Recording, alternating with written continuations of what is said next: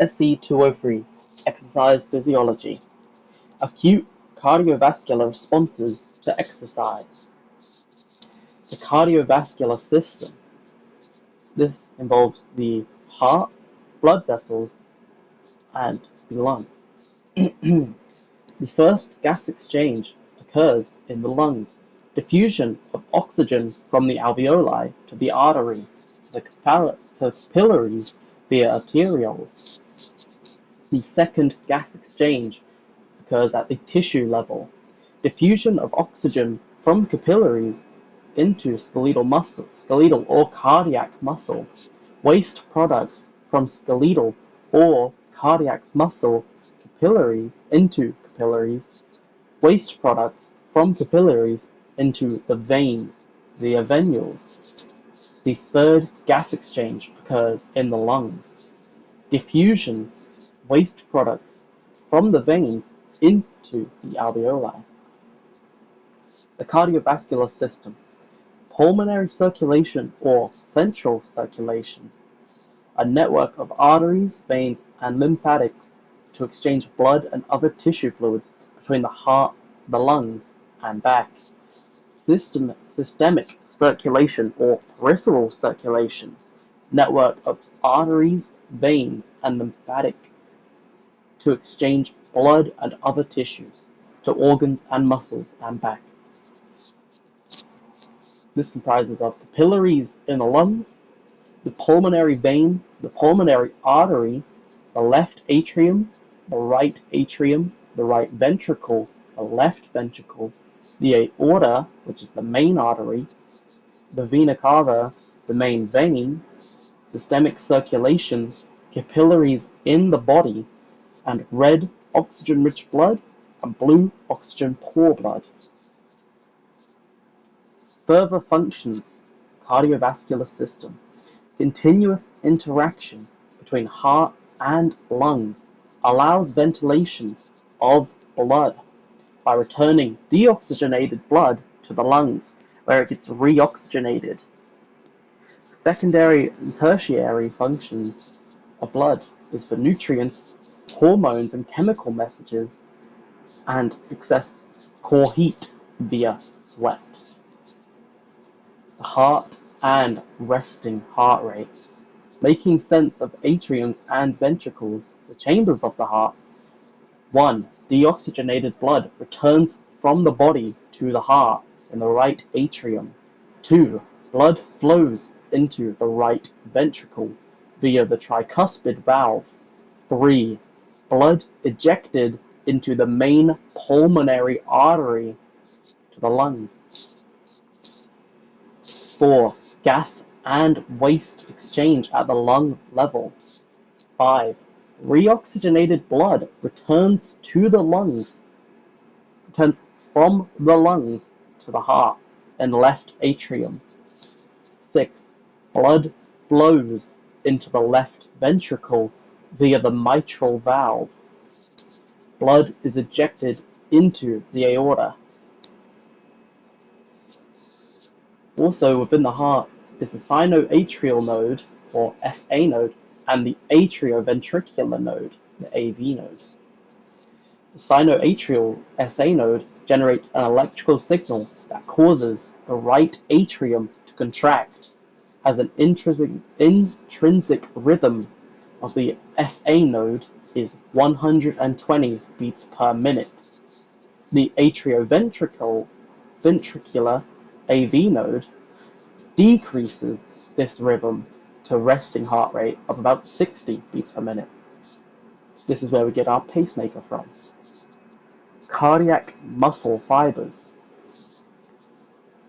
Heart rate variability, variation in time between Rs, stress recovery, ANS functioning, and sleep quality.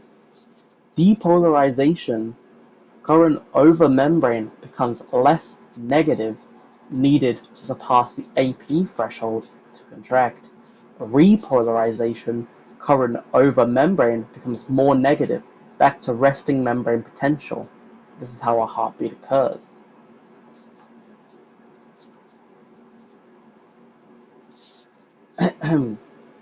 organization of peripheral nervous system, 43 nerve pairs, 12 cranial nerves, and that's doubled, and 31 spinal nerves, also doubled, so in pairs.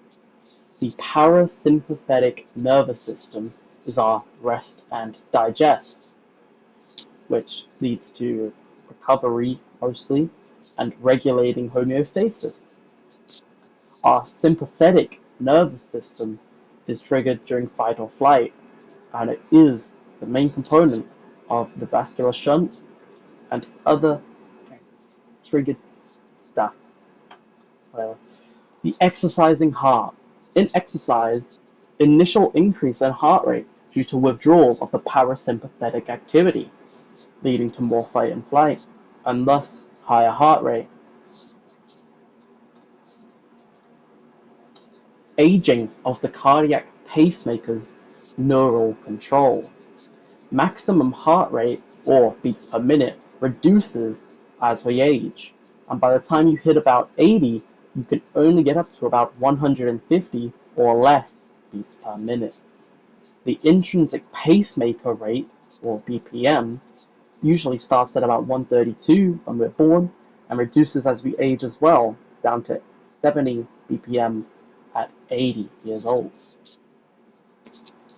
And in the resting heart rate, usually starts quite high when we're younger and then decreases to a stable constant by the time we hit around adolescence to 18 years old. From 20, it usually sits at about 70 beats per minute. The exercising heart. In exercise, there's an initial increase in heart rate due to parasympathetic withdrawal, continued increase in heart rate due to increased sympathetic contribution. The mechanisms. Membrane potential elevated compared to normal and resting up to 50 MV from 70 MV. Minus 50 MV from minus 70. Reduced repolarization equals faster depolarization thanks to positive chronotropic and inotropic effects of adrenaline and noradrenaline, for example. Chronotropic affects the heart rate.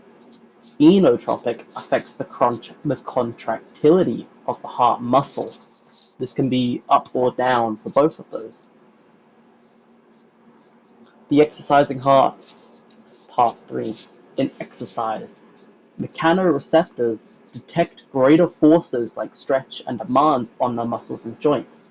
The baroreceptors detect changes in pressure in the blood vessels via group 3 afferent neurons.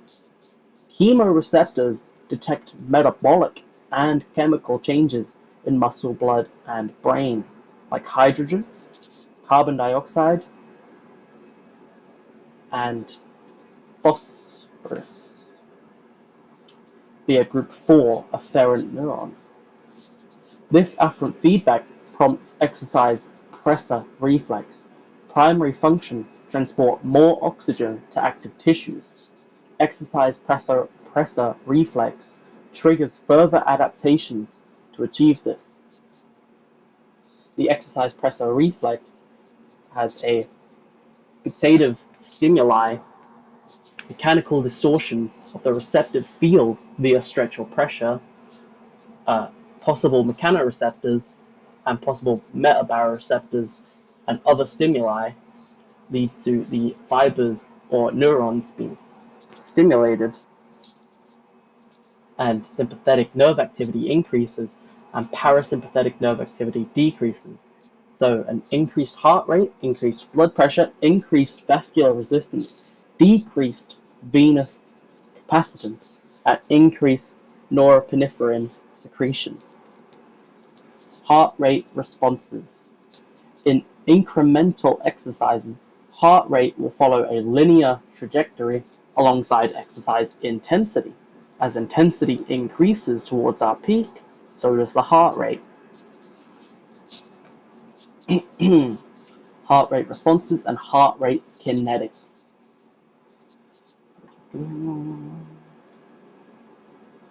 On transient, the baseline and fast components and the slow components and PCR recovery, there is an increase from the baseline until we reach a slow component where we hit our gradual state, that one that we can maintain while we move.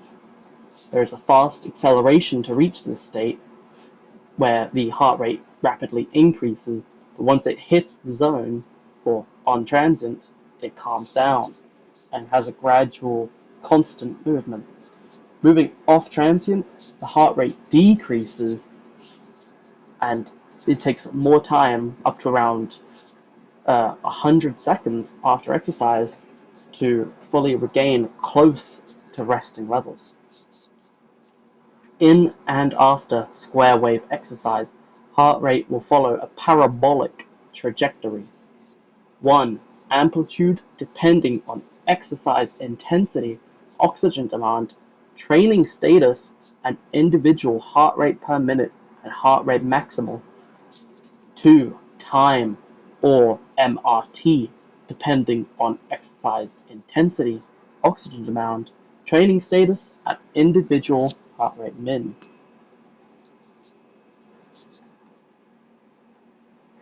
Heart rate kinetics.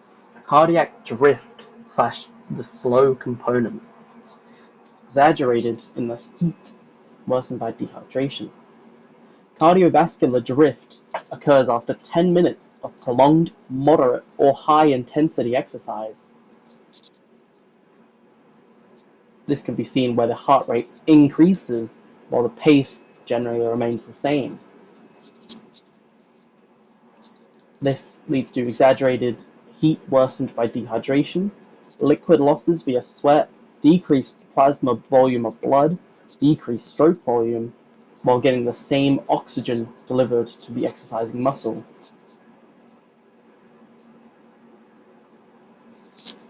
Cardiac output, or Q, in liters per minute, is heart rate in beats per minute times the stroke volume in liters. At rest, this could be something like 10.2 liters.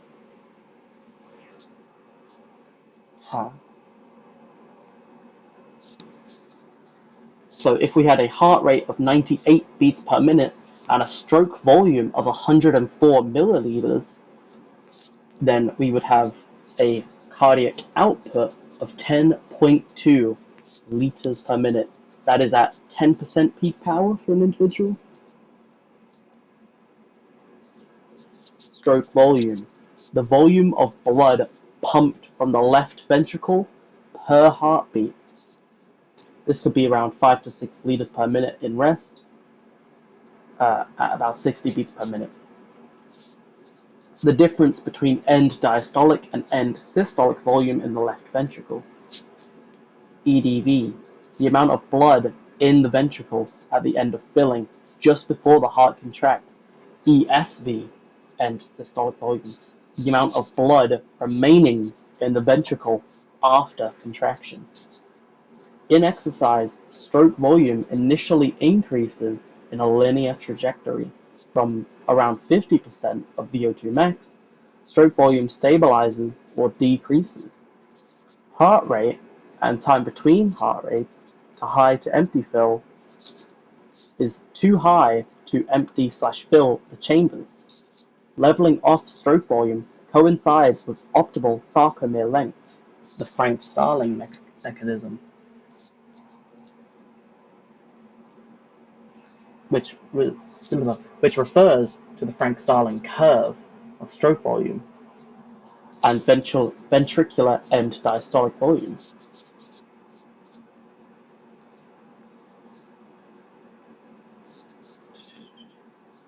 Muscular contractions. Leveling off of stroke volume coincides with optimal sarcomere length. Actin and myosin cross bridges are formed.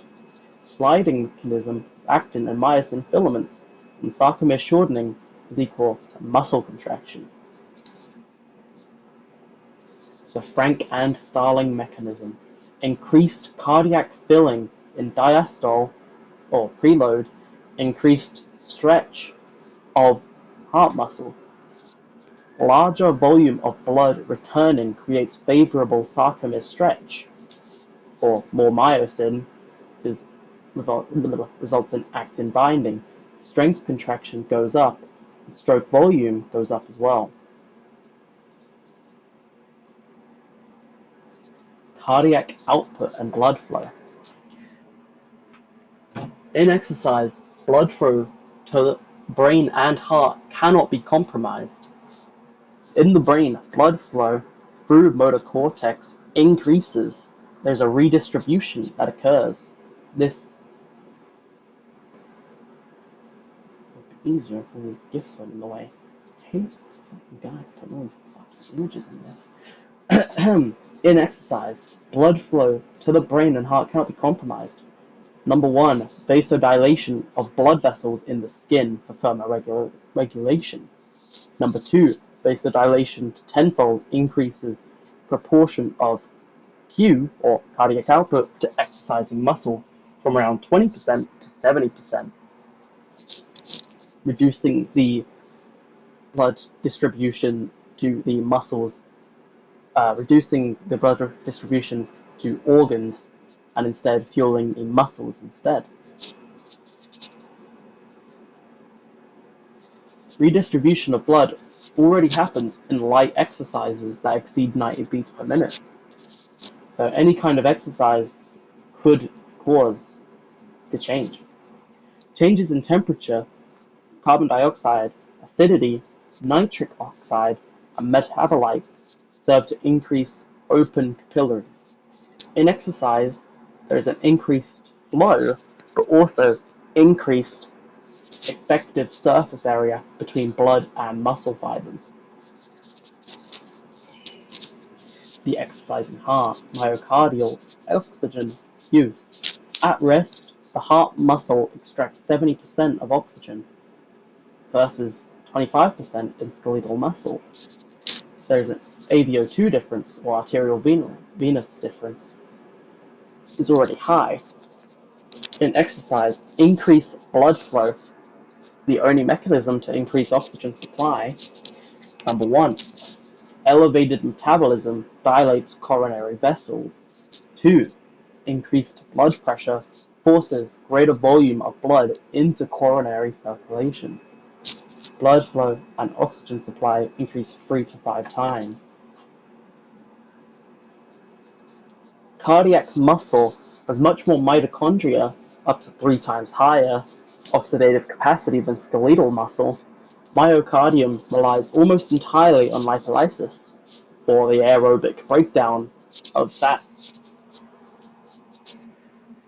As exercise intensity increases, lactate produced by skeletal muscle becomes the main source of fuel for the heart muscle. Normal vasomotor tone is slightly vasoconstricted. Exercise pressor reflex, feedback from group 3 and group 4 afferent neurons, detecting metabolic/chemical changes in the body. Ergogenic aids and medicine also affect this as well. Arteriovenous oxygen difference. In exercise, blood flow goes up, but we have a maximum stroke volume and a maximum heartbeat, maximum amount of blood flow. We need more ways to increase oxygen delivery.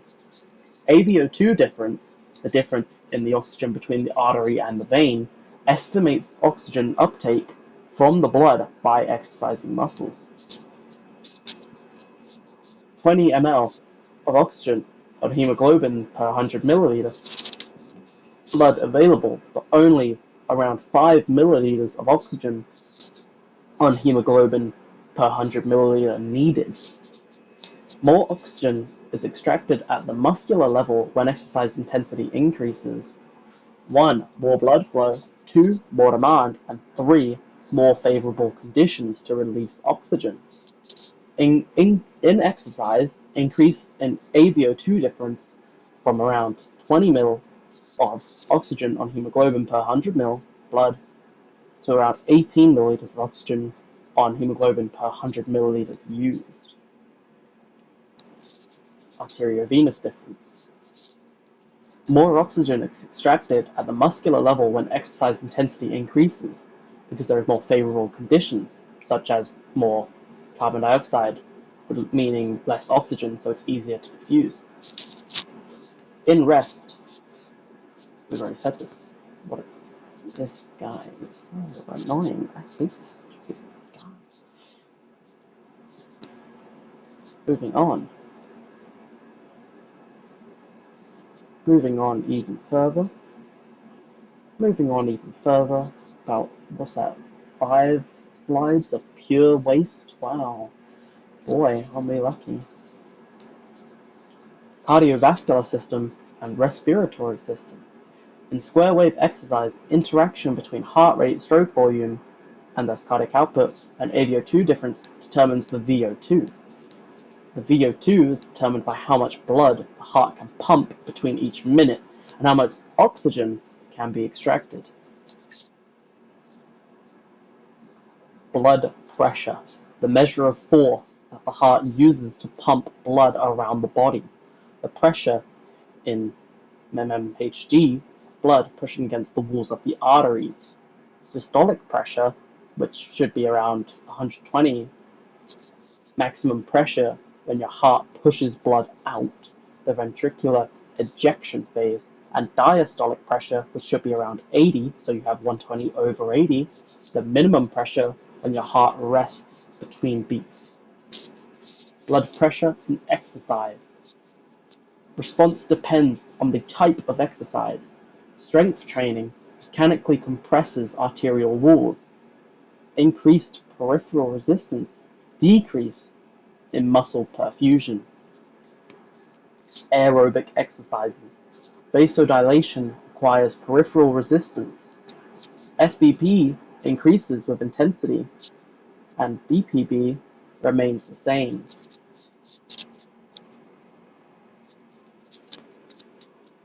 Systolic pressure and diastolic blood pressure. Responses depend on type of exercise and gender as well. Higher values are seen in males versus females, likely due to differences in exercise intensity. Cool down. Reversal of the exercise pressor reflex, you now have the rest and digest, parasympathetic nervous system take over. Active recovery helps to slow down changes in cardiovascular demand in an adaptive manner. Continued muscular contractions aid in venous return and avoiding venous pooling. Continued vasodilation allows for rapid glycogen restorage, and stimulus to capillary density prevents too immediate drop in cardiac output.